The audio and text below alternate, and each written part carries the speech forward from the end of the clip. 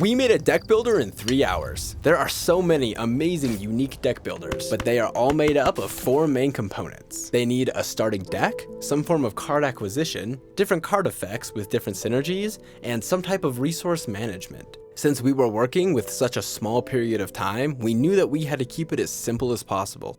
We decided on a campfire theme to maximize the good vibes.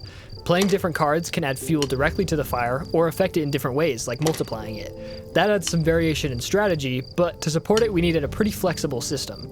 The real core of it all is in the base card and all the scripts that derive from it. They each have a method to check if their condition is met, as well as a method to execute their action. With this setup, it's super easy to make a ton of card variations. Which was my job. After making a template to use for the art, I designed a handful of cards.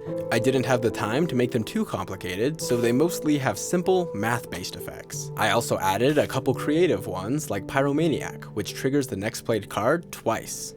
After I got the cards set up, I was working on the state manager. I found that a good central state manager makes all the difference in development speed and scalability. This state manager keeps track of the remaining deck, points, and a bunch of other little things shared across the game. While he worked on the logic, I set out to establish the atmosphere. I drew a simple forest background, animated a fire, and added a light to the scene. At this point, I was really running out of time, so I recorded a single take on the piano and then added some soft strings behind it and called it good. For sound effects, I recorded some wooden blocks and then found some ambient forest and fire sounds. I really wanted the cozy feeling of a late night campfire, and I think it worked pretty well. Once the vibes and data were handled, I put together the UI manager. It animates the cards and handles playing and discarding, which is a big chunk of the game logic. After playing their cards and winning the round, the player gets sent to the store with credits to spend on more cards to add to their deck. Thankfully, I was able to reuse a lot of the same core logic, but it suffered severely from my programmer art, so I threw together some quick art to replace it, and just like that, the timer went off.